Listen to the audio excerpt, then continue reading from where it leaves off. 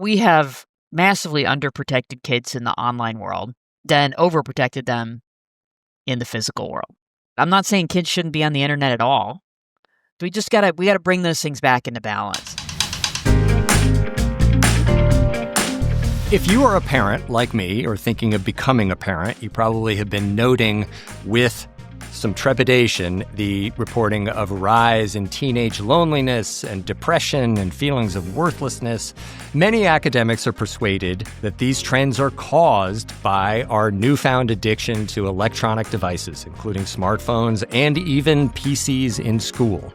Our guest today, Dr. Jean Twenge, a professor at San Diego State University, has written about this topic for 10 years. She has some very specific solutions for parents as to what to do, and she outlines them in a new book called 10 Rules for Raising Kids in a High-Tech World. So here's my interview with Dr. Twenge. Jean, welcome. So great to have you. Thank you for joining us and for your work in general, speaking on behalf of all parents, including me, who has had a lot to learn about this topic. Why do we need rules in a high-tech world as parents? Because there's so little regulation, say, of social media or the internet, that parents have to be the front line.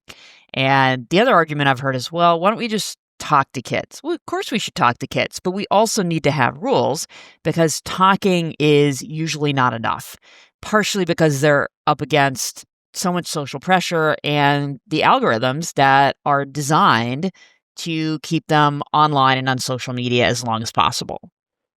And in your book, in the first chapter, you include a lot of charts that are very frightening that coincide with the mass adoption of smartphones and so forth. Talk us through some of those. Why is this so important? So I got interested in this because I research generational differences. I work with these big surveys of teens that go back decades. And around 2012, I started to see some troubling trends that more and more teens were saying they felt lonely, that they felt left out, that they felt like they couldn't do anything right, that their life wasn't useful.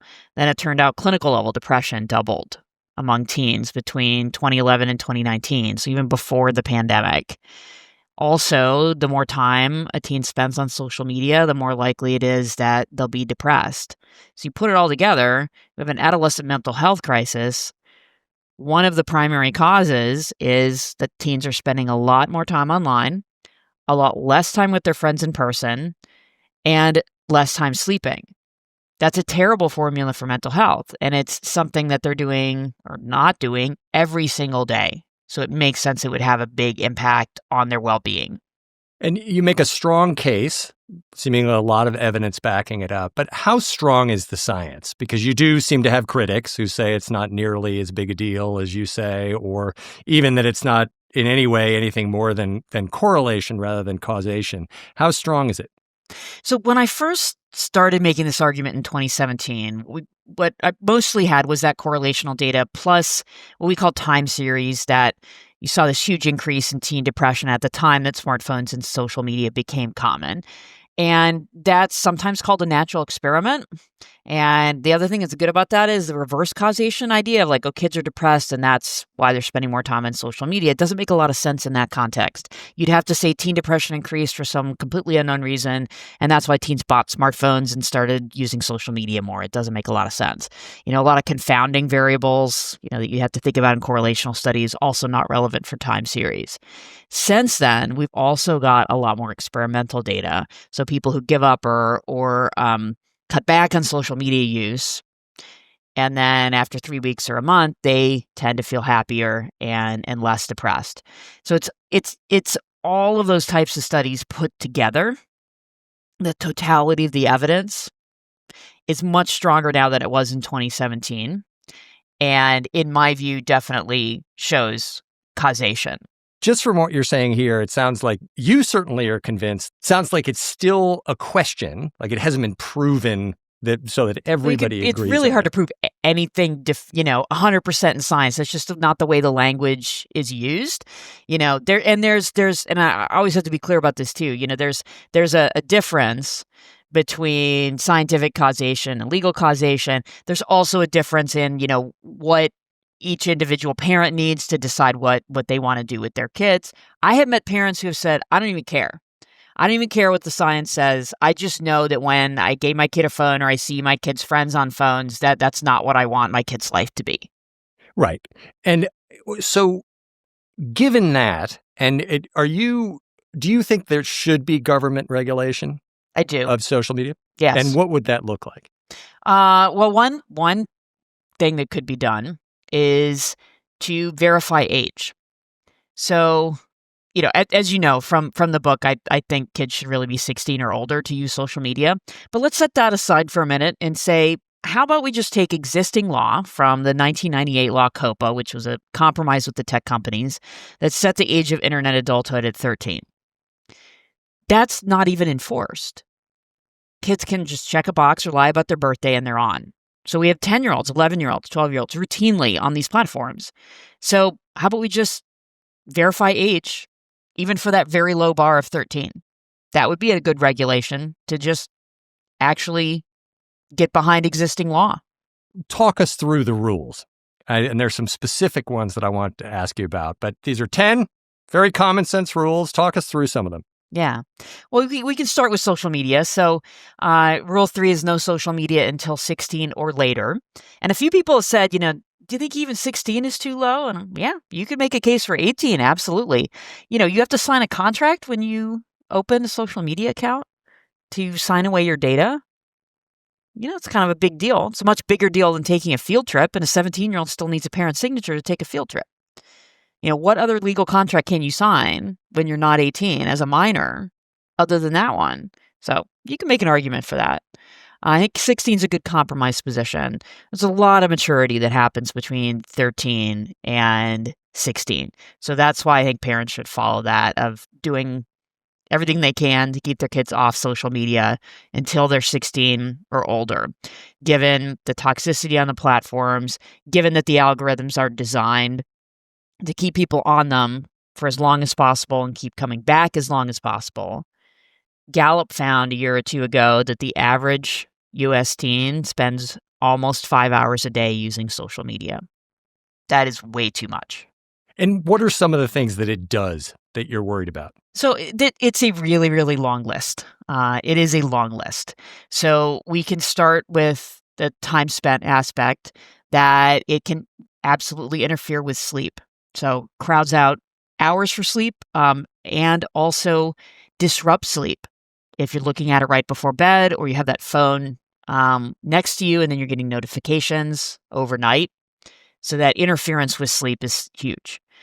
At the generational level, it's also interfered with teens having a social life with each other, getting together with each other in person. As social media and electronic communication became more popular, teens getting together with their friends in person was cut in half. And they're just not developing those social skills, those emotion regulation skills, all of those things that you develop from face-to-face communication in real time in the same room or space. So they're missing out on that. Then there's all of the other aspects around, Meta's own research finding big issues with body image and eating disorders on Instagram. The really disturbing content that's out there, because it's not just the content; it's that on most of these platforms, teens don't even have to seek out that disturbing content. The way the algorithm works is if you look at it longer, it serves up more of it to you. And for most people, but especially for teens and children, they're going to look longer at things that are sexual and inappropriate or violent or disturbing. And then the algorithm serves up more of that content. And one of the things you do very effectively in the book is you basically air the objections that you hear from both adults and children, including your own children, saying, "Come on, Mom, everybody has this. We need to be modern children, not your age." But I go back to my own childhood, and the big scourge then that everybody was worried about was television, how awful it is. It's making us all stupid. There were not to the same degree, but there were body image issues and what we were celebrating on TV and so forth. And isolation, we should be out. Then there were periods where everyone was bemoaning the fact that all my kids do is hang out with their friends at the mall and so forth. So are you persuaded, or why are you persuaded that this is much different than what seems to be an age-old feeling of parents that whatever new technologies have come along since they were kids are terrible? So if it was just parents saying, hey, I don't like this stuff, we'd be having a very different conversation. Instead, it's that young people themselves are suffering and are telling us that they're suffering through both what they're saying in terms of the symptoms and feelings and emotions they're having, uh, and their behaviors. So suicide rate has gone up among teens. The rate of self-harm has gone up. And depression and depressive symptoms have gone up, unhappiness, just across the board. So they themselves are telling us that this is a problem. So there's a couple things that are we can talk about. TV is a great example of something where, two things are true. First, smartphones are different because you can bring them to school. You can bring them into a social situation. The algorithms on these platforms are much stickier than the, Happy Days having, a special episode, and then maybe that's coming up next, when it's just very different. Sure, you may want to watch that, but there's a natural stopping point at the end of an episode as opposed to the endless scroll on social media. And it's just not as compelling or engaging or addictive. Choose which word you want to use. And TV among teens never moved beyond about 2 hours a day. And social media is now at 5. And overall screen time, according to Common Sense Media, is closer to 9 or 10 hours a day. See, that's a big difference between that and maybe 2.5 hours a day on watching television, which is what the average used to be across the whole week. The other piece is when people say, oh, everybody made those same arguments about television, they often say that with the idea that none of it was true. It was true. Television did make us stupid. Look at what it's done to politics. Look at what it has done to the sense of community and community groups. So one of my intellectual heroes is Robert Putnam, who wrote the book Bowling Alone in 2000. And it's an amazing book with making the case of why did community groups fall apart in the US. And it's 800 pages long. 800 amazing pages. And at the end of that 800 pages, the conclusion he comes to about why did American community fall apart was television. Well, television may have made me an idiot. And I remember the battles with my mother, who was trying to regulate it. And we started at 2 hours a week, and we just worked away at it. And finally, we got her to 4 hours a week. And then it was okay to watch Nova because that was science and so forth. So those dynamics have been going on for a while. And again, one of the things you do so well in the book is you talk about all the different areas of pushback. One specific thing that I wanted to ask you about is your first chapter is you are in charge. Why is it that we need to be told that? Yeah. Well, parenting has changed. So again, I'm by training in most of my career as a generations researcher. And parenting has changed in a lot of really positive ways. We are more involved with our kids. We talk to our kids more as people. We're more loving. However, we're also softies. We're just a lot more likely to cave into our kids. Your example of your mom is great. What parent today would be able to get away with saying you could have 2 or 4 hours of screen time a week? Inconceivable. Really? Inconceivable. It's just, we find it much harder to say no to our kids. We want our kids to be happy. However, we need to think long-term, not just short-term, about what's going to make them happy in the long term. And one thing that I tell parents about this is, I teach college students and I give talks at college campuses. So college age students whose parents put restrictions on them in terms of smartphones and social media are grateful. They say that to a person, that they are so grateful that their parents did that. And those who had that access early on often then look back on that and say, I was way too young. What were they thinking? And I think back in college also, and one of the things that happened to me was I did have a group of friends. It was a performance group where after singing performance or whatever, we'd sit around and talk. And what I was amazed about was pretty much everybody else in the group watched a whole lot more television than I did. And I was not riding the reference train and all of these different discussions of shows where people could come up with lines and everything else. I felt like I was out of it in a way. And that was the first time where I felt like, maybe it would have been better if I'd been able to watch a little bit more TV, because it's like the center of our culture.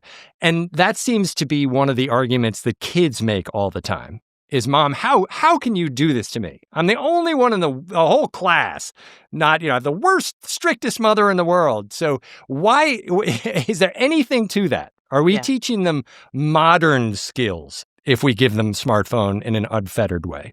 Look, skills like having an attention span, being able to talk to other people, being able to think, those are always going to be necessary. Social media platforms, they're designed to be extremely easy to use. You can learn how to use them in 5 minutes. So if they don't use them up until they're, say, 16 or 18, that's not going to be a deficit. The other thing that came to mind as you were talking, so I'm a Gen Xer. I remember some of those discussions in college as well. That's not how social media and the internet work as much. The feeds are individualized. Gen X was the last generation to have that unified pop culture experience.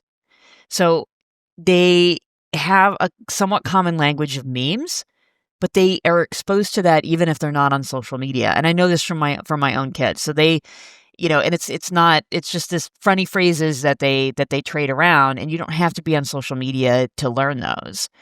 The other thing is, I think it's a huge myth that teens have to have social media to communicate with each other or get information. They have the rest of the internet, and they can text and call if they want to communicate one-on-one, and then they're not subject to that social media algorithm and all of that content. And that was another thing that I was struck by with your book, is you do seem to be painting a much more nuanced picture than some of the arguments 10 years ago or 5 years ago, which seemed to be to just ban smartphones completely. But you seem to be saying, no, phones are good at a certain age with some restrictions. It's social media you got to watch out for. It's unfettered internet you've got to watch out for. Talk about that. Yeah. And, I should say I have a lot of respect for the folks who say, hey, keep your kids away from all screens. And my view, just from my own experience and talking to other parents, is you can do that fairly effectively until kids are about in middle school. Then unless you're homeschooling them or sending them to a school that doesn't have any tech, they're going to get a school laptop. And often at that age too, that's when they start taking a bus, or, that's often when parents, or they're doing sports, or there's some other reason why, they need some sort of phone. So I think you have to acknowledge that reality, to an extent, but try to still delay as long as you possibly can, giving them any device of their own. And then when they have it, to make sure that it's training wheels. You're not just, throwing them into the water and expecting them to swim in a toxic river. So you have to have it gradually introduced, and only when they're ready. So let's talk a little bit more about parenting, because I talk a little bit more about why is it that your first rule has to be you're in charge?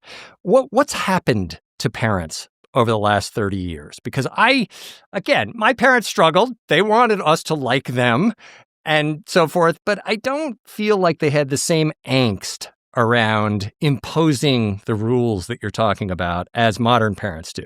Why is it? Yeah. I think a lot of it has to do with individualism. So this is, again, from my background as a generations researcher, that we have more focus on the self, less on social rules, less focus on authority. And I think it's just really hard for a lot of parents to step into that role of being an authority figure. It was for me. Just that idea of like, wait, I'm in charge here. Took me a little bit to get used to. But I realized fairly quickly that it worked better. if you do have that sense of authority. It doesn't mean being mean or, not being loving. You can do both. So I go over the 4 parenting styles that have been studied in research in that chapter, and I give them the names of sea creatures after some folks who call the authoritative, which is generally considered to be the best parenting style. They call that dolphin parenting. So firm but flexible. So firm but loving, that's the idea. So the firm but flexible is for like the skin of a dolphin. That's where the dolphin idea comes from, apparently. As opposed to, say, a permissive parent, which I call a sea sponge parent. They just give in to everything. They're just total softies. Or tiger shark, where it's my way or the highway, and I'm not going to be loving, but I'm going to be very, very firm, and I'm not even going to explain the rules to you. And then the 4th is uninvolved, where, not showing love and also not having rules. So fish parenting, like you lay the eggs and then leave. So really, lots of research in psychology has shown that authoritative or dolphin parenting is the best approach. Get to know your kids, show them you love them, tell them the rules, because kids thrive on structure, even teenagers. And yeah, teenagers are going to push back. That's their job, is to push boundaries. But you stay firm. It actually works better. It invites less argument if the rule is clear and consistently enforced. And then you get the pushback and you have a straightforward answer. That's what I found. And then the other thing you talk about, which I found fascinating, one of the last rules is, hey, in the real world, actually go the other way. Back up and give them more freedom. And this is another thing that has changed a lot since my childhood. I was allowed after school to be outside in the park in New York where lots of bad things might happen. 3 hours later, I'd come home, completely unsupervised, totally normal. You have this marvelous anecdote about a woman who put her 9-year-old on a subway, or allowed him to go to Bloomingdale's. And immediately when that becomes public, she gets labeled the worst mom in the world. How could this happen? Why is it that even as parents have become super wimpy about creating any rules for their precious individual children and not wanting to get in the way, we have gone and helicoptered the crap out of them, or we can't do anything? And why is it okay, which was very interesting, to actually back off and let them have room in the real world, but close in on them on digital? Yeah. Well, we have massively underprotected kids in the online world, and then overprotected them in the physical world. So we have to bring things back into balance. Because as you said, I'm not saying kids shouldn't be on the internet at all, right? But with parental controls once they're a certain age. And same thing, kids should be able to walk home from school, assuming it's safe and within certain parameters. So we gotta bring those things back into balance. But yeah, that's rule 8, is give your kids real world freedom for a bunch of reasons. So first, that builds resilience. So you think about the things that kids do in the real world, like walking home from school or going to the park and playing, and the skills that develops. So what skill are they developing being on TikTok 3 hours a day? Maybe they're watching a couple of videos that are kind of interesting and they learn a few things, but is what they're learning even right? And most of the time, that's just time flushed down the toilet. If they're learning how to cook and do their own laundry and make their own decisions and be independent and learning how to roll with it when things go wrong and spending time with people in person, those are really, really useful skills. I mean, just as one example, I teach college students. I, give talks on a lot of college campuses. Everywhere I go, more of the staff on college campuses tell me I have more and more students who can't make even simple decisions without texting their parents. So we're not raising children, we're raising adults. Someone told me that when my kids were really little, and it's stuck with me ever since. And now that my oldest is 18 and I'm the parent of an adult, I really see how that is true. And another thing you said that was fascinating as an aside was that, actually, first let me ask you, what was the reaction in your own family to this? To what exactly? To your implementing some of these rules and figuring them out as they go, as you went. So I'll take one, which is give the first smartphone with the driver's license. So we came up with that as my oldest got older. So she's, I always say, and I mean this with love and as a compliment, she's a unique individual. So she was okay with having a flip phone. And she had a flip phone when she got her driver's license. But then, a little bit after she got her driver's license, realized, she's getting lost. Might be a good idea to get her a smartphone. And it kind of clicked for me that made so much sense to tie those events together, getting the driver's license and getting the internet-enabled phone. And I always want to be clear, I'm not suggesting that means kids don't have any internet access. They can do that on their laptop. And if they need a phone, it doesn't have to be a smartphone. There's flip phones. There's also basic phones designed for kids. My 15-year-old and 13-year-old still have those. So that made a lot of sense. And yes, I've certainly had those conversations. So my 15-year-old's about to turn 16. So she said, well, can I get the smartphone when I turn 16, even if I don't have my driver's license? Well, the answer to that's no. It's not just being 16. It's having that independence of that driver's license, actually needing a smartphone. Because that's the other piece.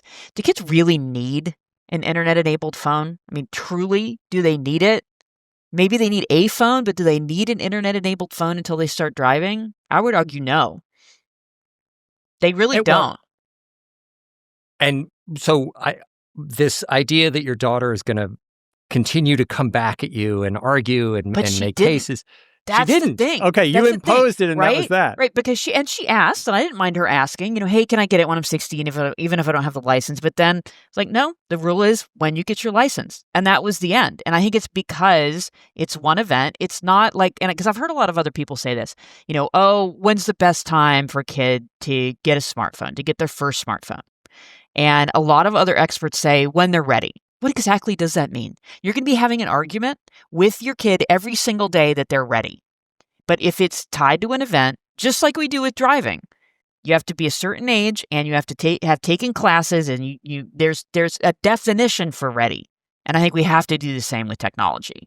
And the other thing that startled me when I read that about the driver's license is often what you hear is one of the most dangerous things you can allow as a parent is driving, and the horror stories about teen driving, especially when drinking is involved and so forth. So to hear you say effectively, get your driver's license first is remarkable. I mean, it does seem to be a very big commitment to this idea that, hey, real world's okay. It's the online world that's the problem.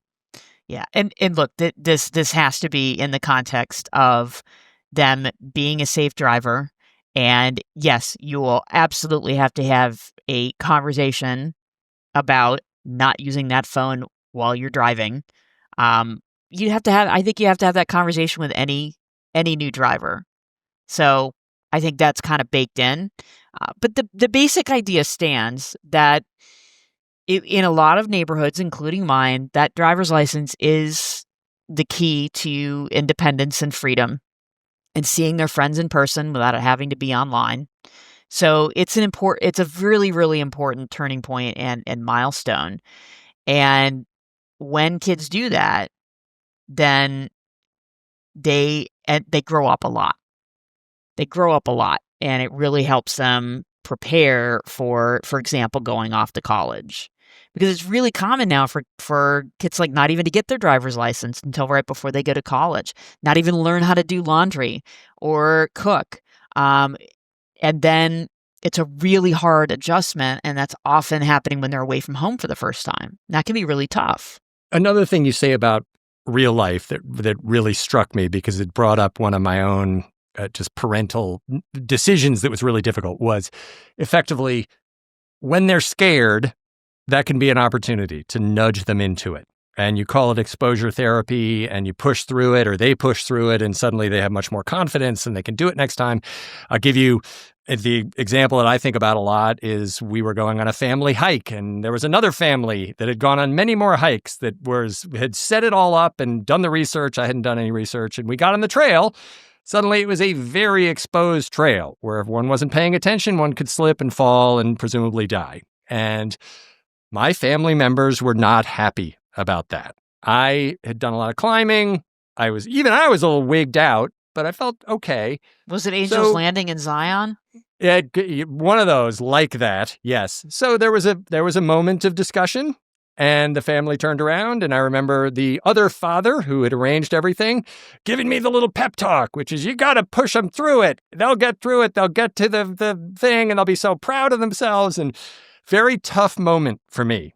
And I gave in to my family which is I just decided, you know what? Like fear is not a good thing. And it was not like a little bit of jitters. Like they were really scared. And I said, that's fine. So let's not do it. And I certainly don't want to be the dad who pushed the family into the hike and then somebody falls off. So what's the lesson for me there? And where do you draw the line? Like how much fear should you be pushed through? Yeah. So I agree that you have to choose your battles and you have to judge the amount of fear. I think it's also, and this is just my view, with kids, it's also, is this relevant to something that they're going to experience later in life? So if the fear is, I don't want to go to that party because I'm going to have to talk to people I don't know, well, kid, you're going. The hike, I see that as a little bit different. First, because it's somewhat maybe because the danger is physical, and also because, if when you're 25, you also don't want to go on a hike where you might fall off a cliff, that's not a big deal. But if you don't know how to talk to people you don't know when you're 25, that's a pretty big deal. And then another thing that came through in the book is you seem to be not only very committed to this, but never tired, never busy with your own things, never are you kidding me? Of course I never am. desperate to get to your own phone, which is certainly an experience that I've had as a parent. That I do okay with. I'm extremely busy and often tired, but I do. I mean, I look. Everybody has issues these days with some piece of technology or another. Mine is I spend too much time reading news, but I also do pretty well trying to keep that phone out of certain situations. Like it's usually upstairs for the whole evening. I try very hard not to let it take over my life. And yet you also describe very vividly how incredibly clever children can be at circumventing whatever rules are in place, not just rules, but safeguards that are in place. You please tell us the anecdote about the phone disappearing from the lockbox. And the fact of the lockbox is amazing. But yeah, it wasn't a lockbox actually. It was just the kitchen counter. But yeah, so I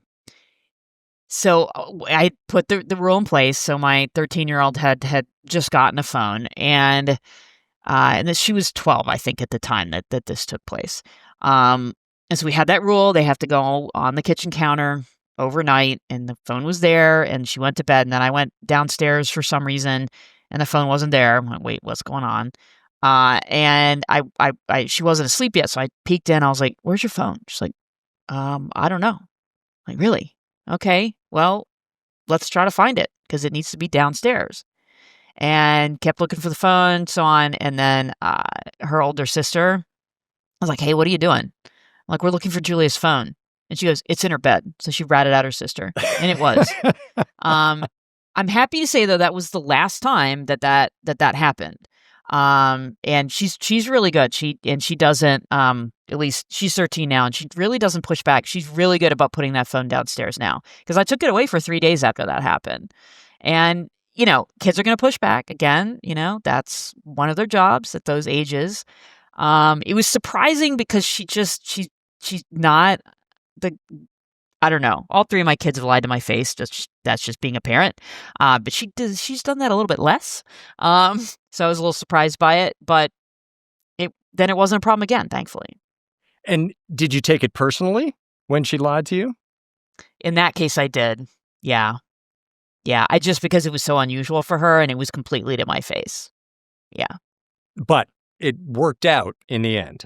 Sounds in like the it's end, better. More or less, yeah, it did. More or less. It did. Okay. Yeah. All right, so just a couple more things, and then I want to come back to what, to me, was just the clear rule that made sense, not only for kids, but adults. But you talked a little bit about school laptops. This seems like a big potential problem.